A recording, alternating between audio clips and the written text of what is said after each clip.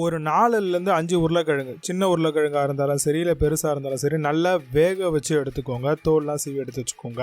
இப்போ stove on பண்ணி ஒரு பேன் வச்சு அதில் 1 ஸ்பூன் அளவுக்கு ஜீரகம், 1 ஸ்பூன் அளவுக்கு சோம்பு, 1 ஸ்பூன் அளவுக்கு தனியா சேர்த்துக்கோங்க. இதில் 2 பட்டை இலை உடச்சி சேர்த்துக்கோங்க. காஞ்ச மிளகா 3 உங்களுடைய காரத்துக்கு ஏற்ற மாதிரி உடச்சி சேர்த்துக்கோங்க. எல்லாமே நல்லா மசாலா வாசனை வர அளவுக்கு நல்லா வறுத்துக்கோங்க. இப்போ இதை ஒரு பிளேட்டுக்கு ட்ரான்ஸ்ஃபர் பண்ணிக்கோங்க. இப்போது நம்ம மிக்ஸி ஜாரில் இப்போ ட்ரான்ஸ்ஃபர் பண்ண எல்லாத்தையுமே நம்ம அரைக்கணுங்க. நல்லா ஆறுனதுக்கப்புறம் அரைங்க.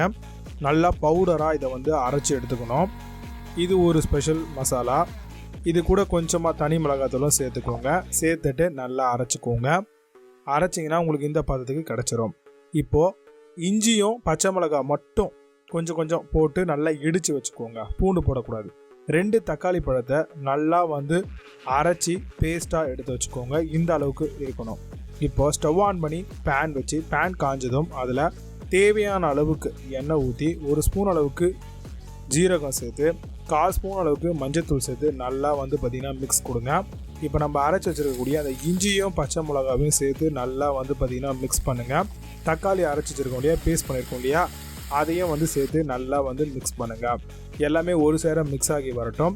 இந்த டைமில் நம்ம வேக வச்சு தோல் உரிச்சிருந்துருக்கக்கூடிய உருளைக்கிழங்கு எல்லாத்தையுமே நம்ம 4 பீஸாக போட்டிருக்கோம். அது எல்லாத்தையுமே சேர்த்து நல்லா அந்த மசாலாவோட மிக்ஸ் கொடுக்கலாம். கொஞ்சமாக சால்ட் தேவையான அளவுக்கு சேர்த்துக்கலாம். எல்லாத்தையும் நல்லா மிக்ஸ் பண்ணிவிட்டு தேவைப்பட்டால் எண்ணெய் நடுவில் சேர்த்துக்கோங்க.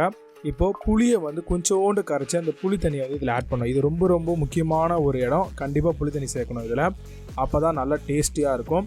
இப்போ நம்ம அரைச்சி பிடிச்சி வச்சுருக்கக்கூடிய அந்த ஸ்பெஷல் மசாலாவை ஒரு 1.5லேருந்து 2 ஸ்பூன் உங்களுடைய அந்த உருளைக்கிழங்குக்கு ஏற்ற மாதிரி போட்டு நல்லா மிக்ஸ் பண்ணுங்கள்.